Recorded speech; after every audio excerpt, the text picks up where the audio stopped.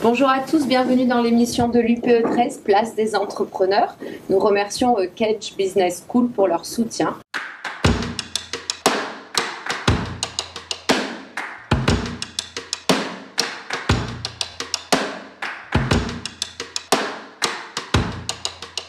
Aujourd'hui, nous avons le plaisir d'accueillir 4 entrepreneurs de talent du territoire et je vais vous les présenter. Jordan, bonjour. Bonjour. Donc, je suis la fondatrice de la marque Cacatoès. Cacatoès, c'est des sandales en PVC recyclables parfumés pour hommes, femmes et enfants. Nous sommes distribués dans près de plus de 500 points de vente en France et dans une vingtaine de pays à l'international. Vous êtes en pleine réussite, on en reparlera tout à l'heure. Oui, ça va. Didier, bonjour. Bonjour. Mais ma journée d'entrepreneur est rythmée par 3 activités. La première, je suis le fondateur et le dirigeant d'une agence immobilière Le Marquis sur Marseille. Nous sommes spécialisés en transactions et en recherche sur mesure et en expertise. Nous intervenons sur toutes les Bouches-du-Rhône. Deuxième activité quotidienne, je suis le président de la FNAIM des Bouches-du-Rhône, deuxième chambre de France, vice-président de la région PACA. 434 adhérents, 3700 collaborateurs, plus de 320 millions de chiffre d'affaires donc dans l'immobilier.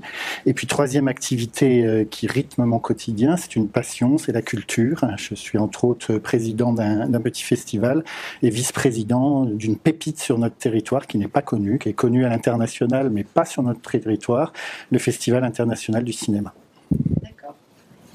Manoa, bonjour, vous êtes danseur, nous avons cette chance à l'UP de vous recevoir ce matin, mais pas que, vous êtes aussi entrepreneur. Exactement, je suis danseur et j'ai créé il y a 3 ans maintenant le cabaret L'Étoile Bleue. C'est le premier cabaret maritime de France. Jusqu'à maintenant, on était un cabaret itinérant. On était un peu dans plusieurs. On a été sur le Vieux-Port, sur un bateau. On a été rue de la République. Et depuis plusieurs mois, on vient de réhabiliter un théâtre à Marseille. Donc un gros projet et plein de nouvelles choses qui arrivent là pour très prochainement. Très bien. Christian, bonjour, vous êtes un adhérent historique de l'UPE 13.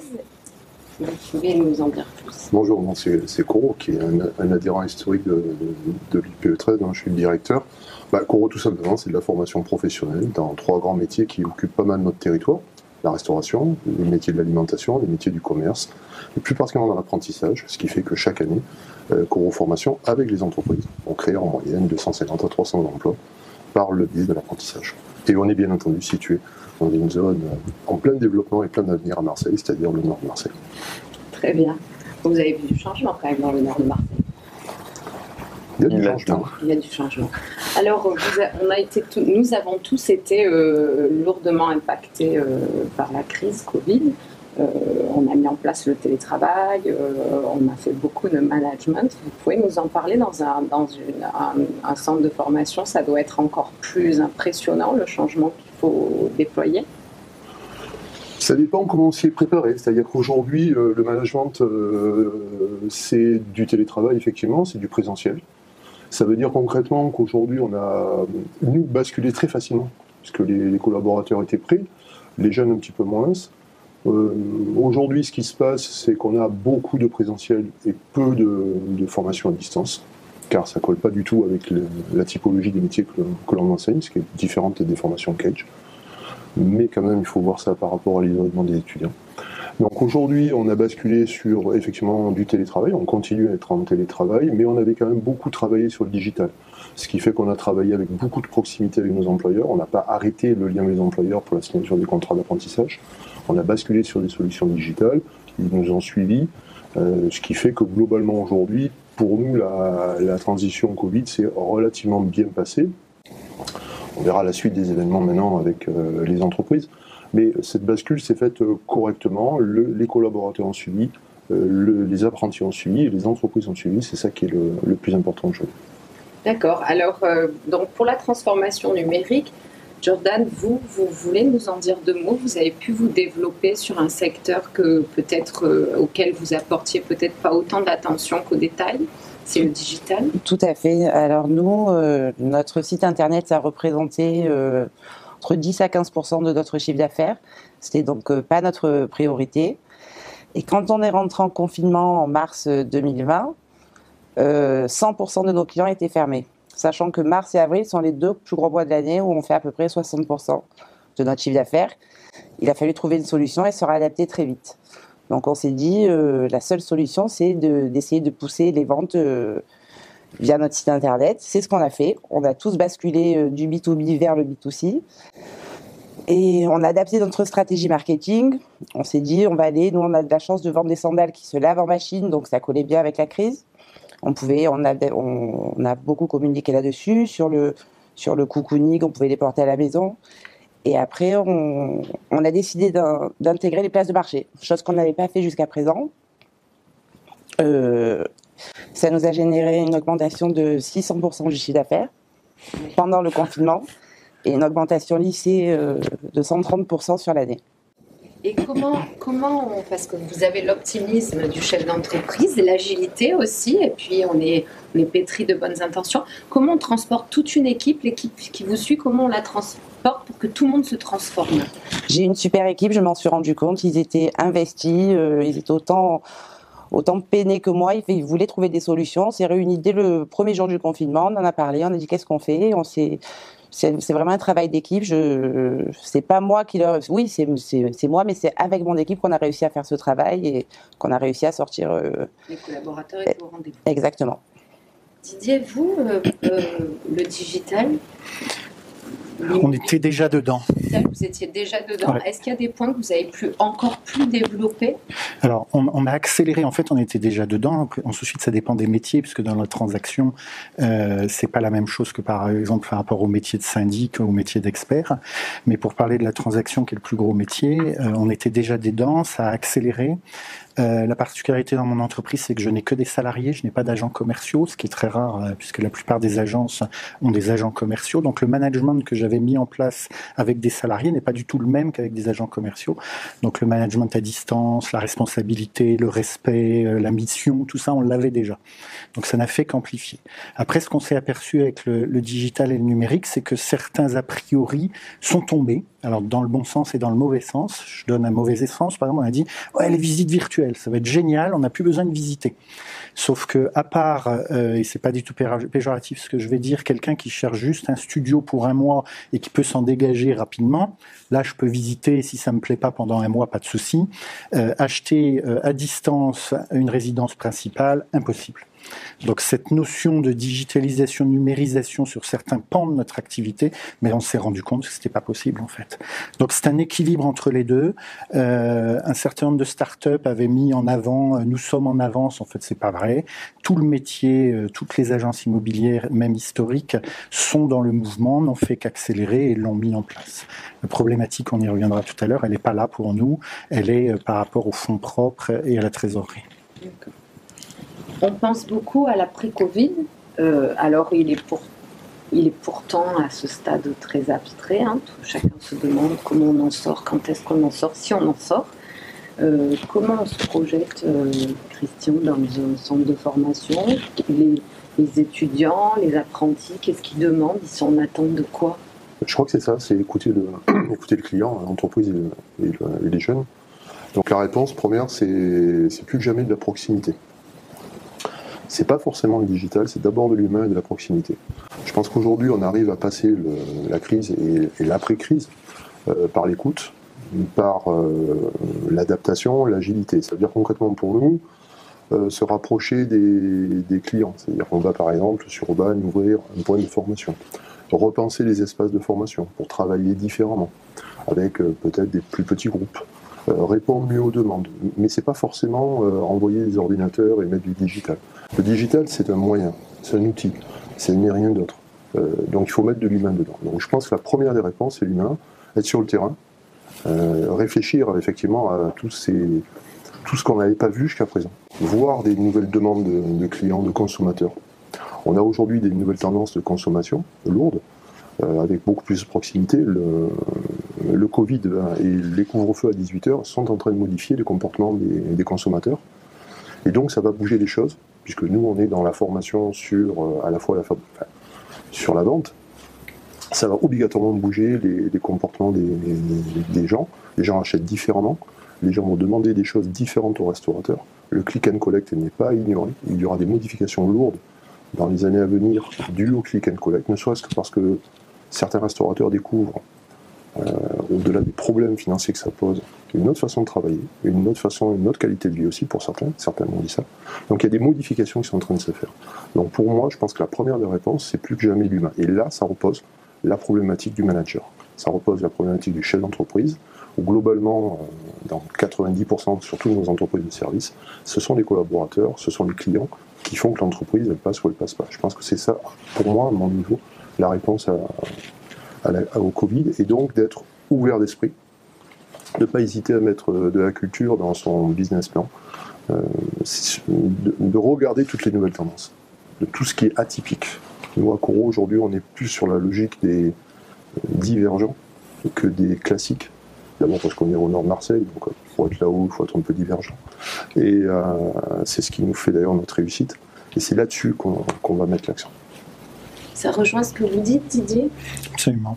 Je crois que la sortie, personne ne sait, on est entre deux, quoi, grosso modo, et même si, entre guillemets, la guerre, on voit le bout du tunnel et encore, il va y avoir une phase entre deux, 1945, plan Marshall, et c'est cette phase-là où il va y avoir énormément de changements, mais dans toutes les entreprises, et qu'elles soient au niveau industriel, service, quel que soit le secteur d'activité, c'est l'humain qui est le plus important, et ce sont les collaborateurs qui font la richesse des entreprises. Donc il faut vraiment y faire attention, cocooner, écouter, rassurer et transformer nos entreprises avec. En tout cas, moi, ça a toujours été une équipe. Ouais, exactement. Il faut s'adapter au fur et à mesure. Nous, dans la culture, le digital dans la culture, il existait peu. Et dans le premier confinement, on avait déjà ce projet de réhabiliter le théâtre. Et l'idée avec mes associés, on s'est dit, mais pourquoi pas installer un système de caméra intégré dans le théâtre? Et en fait, c'est ce qu'on est en train de développer. Et là, on a rendez-vous dans l'après-midi pour mettre en place un système de caméra qui filmera tous les spectacles en direct. Si on a envie de faire des émissions télé, ce sera possible. Et du coup, on avance avec ça. Ça remplacera jamais le spectacle en vrai et ce lien, mais ça peut permettre par moment de quand même faire des choses et quand même avancer. J'ai fait des spectacles en visio en deuxième confinement, mais où les gens devaient payer leur place. Tout le monde m'a dit mais personne ne va payer pour voir un spectacle, et ça a cartonné. On a fait le double de places. On s'était dit on vend 50 liens, on est content, on en a vendu plus du double. Donc c'est bien que les gens ont besoin de ça, et ça remplace pas, mais ça permet de continuer de garder le lien, continuer de voir un spectacle. Oui, de vivre. Ouais, de faire vivre vos collaborateurs, toute cette équipe qui est en place derrière vous. Elle est très motivée comme vous à transformer tout ça. Vous êtes dans ce gros projet. L'ouverture, c'est prévu pour quand? L'inauguration est prévue début septembre, et moi, effectivement, je le dis souvent, mais on est une équipe de jeunes, et pour moi, c'est important de s'adapter. Même avant la crise du Covid, si demain j'ai un client qui arrive, en l'occurrence l'Office du tourisme qui arrive et qui me dit je veux faire un spectacle sur Marseille, je leur crée un spectacle sur Marseille, et ça, c'est important de s'adapter.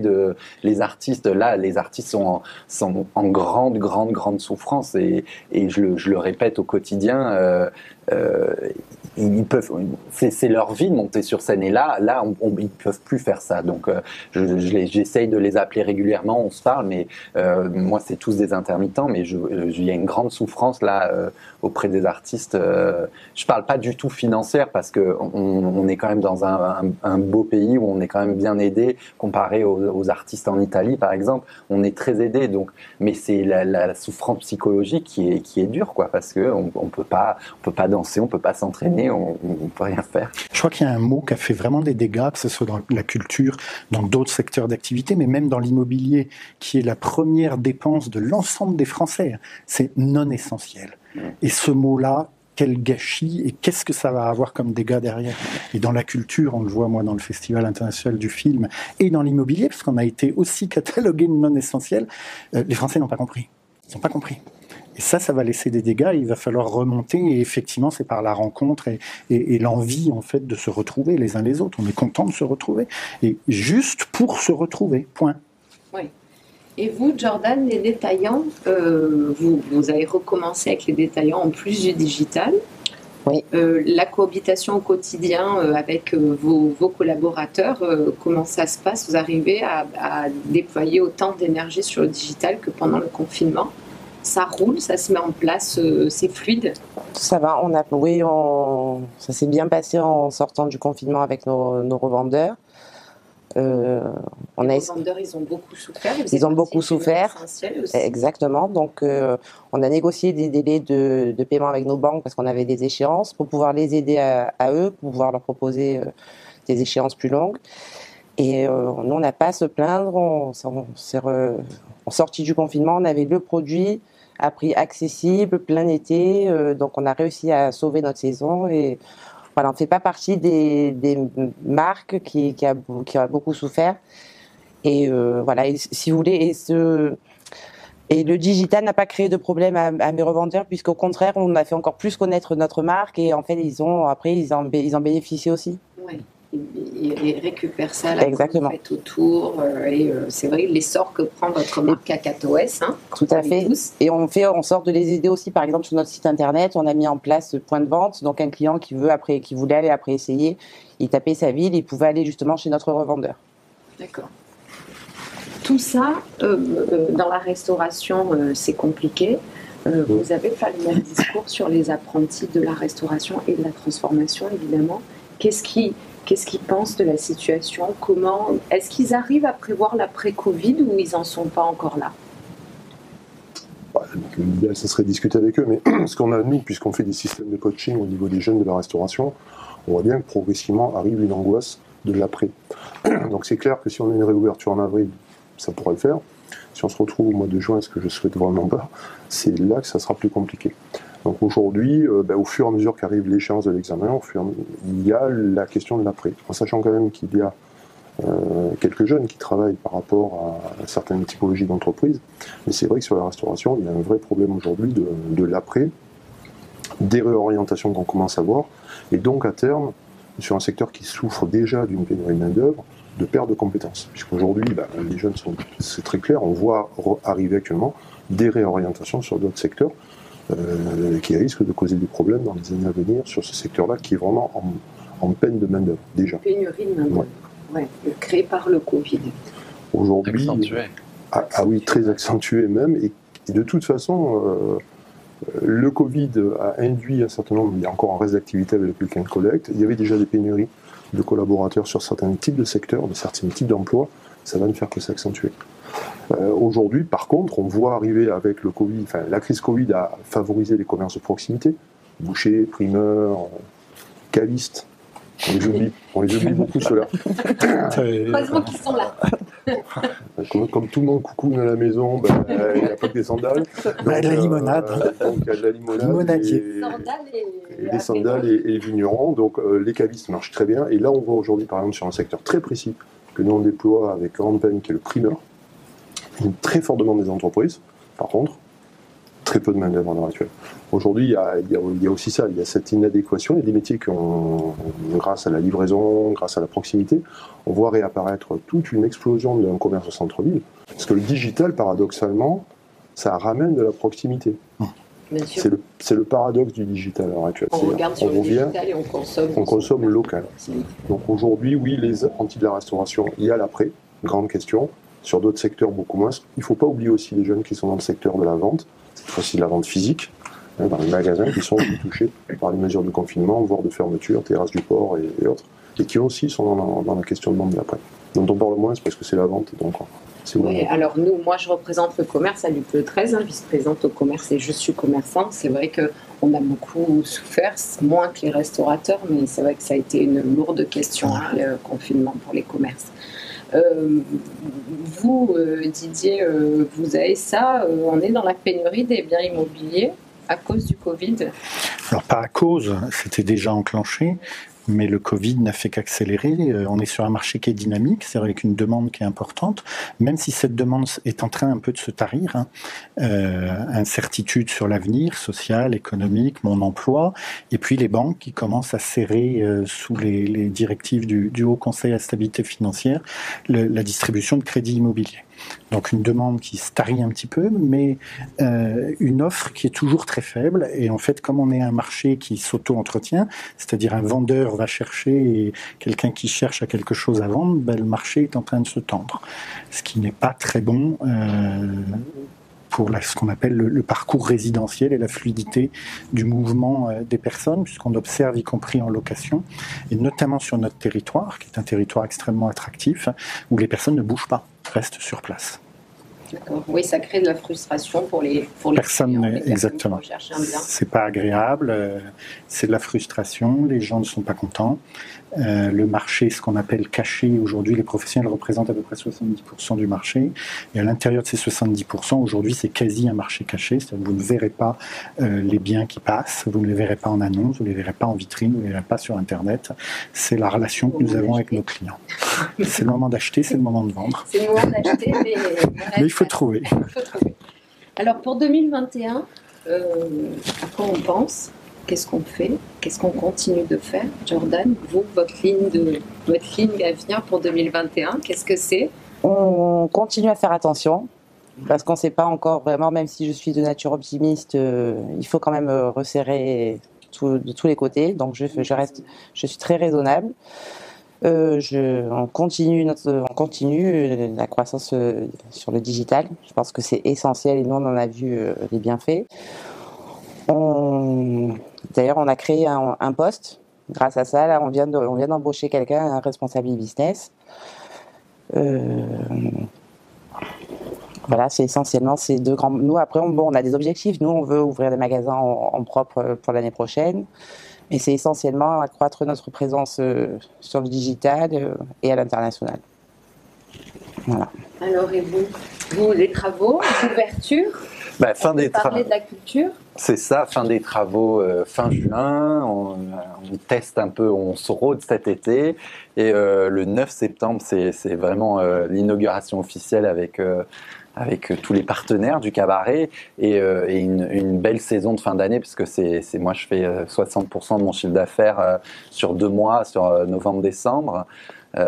Et non, moi je suis assez optimiste, j'y crois et je continue de monter. Il y a ce projet, je monte aussi une école de music hall. Je pense que justement ça nous permet, on fait moins, donc on peut plus réfléchir. Et en tout cas, moi je pense que je suis sûr, on a besoin de la culture et la culture va revenir. Ça va peut-être pas revenir comme avant, ça va être peut-être modifié, mais on est obligé de vivre avec ça et on va s'adapter. De toute façon, je pense qu'il faut s'adapter, évoluer, et même s'il y a des jours où c'est dur, c'est compliqué, et j'ai envie de rester dans mon lit et de pleurer parce que je peux pas monter sur scène, il faut avancer et mener ces projets à bien. Tout le monde dit que je suis complètement fou d'ouvrir un théâtre alors que justement tout le monde parle de fermeture de théâtre, mais je pense que justement après les gens vont ressortir comme des dingues. Donc, ce sera votre crise. Vous êtes très inspirant et on a entendu des entrepreneurs dire cette crise ce sera ma crise. Il y a des entrepreneurs qui se sont vraiment transformés.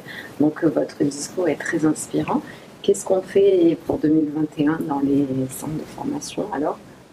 On continue d'accompagner. On continue, on est prudent aussi, parce que en tant qu'entreprise, il faut quand même un peu faire attention. On est prudent, mais je pense qu'on continue. Nous, on investit à l'heure actuelle. On va investir dans un labo boucher, dans un labo boulanger, on va investir dans un nouveau lieu de formation. On profite du moment pour investir. Ça fait ressortir ces métiers d'artisanat qui, en France, n'ont jamais trop eu la cote. L'apprentissage en France, c'est compliqué, ça a été suffisamment décrié. C'est décrié parce que, je dirais, l'apprentissage ne sait pas communiquer. On est quand même un secteur où on a 80% d'insertion professionnelle. Et quel est le secteur aujourd'hui qui peut permettre à un jeune de passer un diplôme de bac ou un master avec ses études payées par une entreprise, alors que quand il va à l'école, c'est lui qui paye. Et si on analyse ça en retour sur investissement, il vaut mieux être apprenti en CAP ou en master que se faire payer des études, croyez-moi, surtout vu le niveau de salaire qu'il y a derrière. Le Covid a été inspirant pour ça. On a vu beaucoup de jeunes arrêter leur job. On a vu beaucoup d'émissions là-dessus qui ont arrêté pour se remettre à du CAP boulangerie et autres, de la transformation professionnelle. Ouais. Il y a une inspiration là-dessus. Il y a beaucoup de... Moi, j'ai eu des discours du style, après 2 mois de confinement, je me suis aperçu qu'après... je sais pas, un master en finance et 2 ans avec un CDI dans une banque, c'était pas pour moi et je me reconvertis. Il y en a beaucoup, C'est une nouvelle catégorie d'entreprises, d'entreprises qui vont arriver. Et nous, Coro, on va essayer de les accompagner, comme on va accompagner ceux qui sortent de troisième aussi, bien entendu, parce que c'est quand même aussi une majorité. Et l'avenir, c'est, je répète, beaucoup d'humains, beaucoup de proximité et de l'adaptation. On va sortir de nouvelles formations qui seront sûrement issues des nouveaux comportements dus au Covid, plus particulièrement. Donc Didier, la conclusion, peut-être que vous pouvez nous faire une petite ligne pour 2021 avec aussi le Festival international de cinéma. Il y a des projets? Il y a des projets, gros point d'interrogation, puisqu'on vient de décaler le Festival du film à Cannes. Celui de Marseille, nous décidons fin mars de sa tenue ou pas et quand. L'année dernière, on a réussi à le maintenir en partie en présentiel et en partie en digital. Ça a été un succès, mais comme vous le disiez, c'est une réinvention quotidienne. Je crois que 2021, c'est obligatoirement du professionnalisme, de la montée en compétences. On a du temps aussi, donc la notion de formation est importante et de formation permanente pour nous tous. On s'est tous aperçus que on avait des pans entiers qu'on connaissait pas. Donc quel que soit notre niveau, il faut y aller. Ensuite, c'est la relation, comme on le disait tout à l'heure, avec nos collaborateurs, qui est très importante, et la relation avec nos clients. Donc cette interaction, cet échange et cette écoute permanente, la mobilité, la souplesse. Et puis derrière, je voudrais saluer, on l'a déjà fait à l'UP, mais on s'en rend pas compte parce qu'on est dedans, mais la France a vraiment été au rendez-vous pour accompagner ces entrepreneurs. Il y a eu un certain nombre d'aides. Évidemment, c'est jamais satisfaisant pour tout le monde, mais il y a eu un certain nombre d'aides. Le PGE, entre autres, et le chômage partiel qui perdure. Ce que je voudrais dire, c'est que ça nous a permis de passer 2020, mais 2021 et la suite est aussi important. Et on est tous en train de militer pour dire, même s'il y a un remboursement de PGE qui va être décalé d'une année, tout ça, c'était de la trésorerie. Aujourd'hui, ce dont on a tous besoin aujourd'hui, c'est de pouvoir relancer la machine. Et pour relancer la machine, il faut à nouveau du cash. Et les entreprises qui ont des fonds propres, tout va bien, entre guillemets, elles vont puiser dans leurs fonds propres, mais il faut accompagner, il faut laisser personne sur le... Ça profitera à personne. Il va gérer le cas par cas. Exactement. Et donc, je crois que le pouvoir public, on est tous en train de militer là-dessus. Aujourd'hui, la nouvelle phase, on l'appelle comme on veut, de la suite du PGE, c'est d'accompagner, de permettre aux entreprises d'investir pour relancer, sachant qu'on ne sait pas combien de temps va durer cette relance et dans quelle proportion. Donc je crois que le message, il est là. Nous avons bien milité à l'UPE 13 pour le PGE et son remboursement, faire décaler les commencements de remboursement en tout cas. Et on espère et on militera, nous, au sein de l'UPE 13, avec vous, les entrepreneurs, pour qu'on soit écoutés, qu'on soit aidés au cas par cas. C'est ça, parce qu'il y a besoin de cet argent dans les entreprises. C'est pas superflu. Bon, merci beaucoup de cette matinée et puis je vous souhaite une bonne journée. Bonne journée à vous également et merci de nous avoir regardés. À bientôt. Au revoir.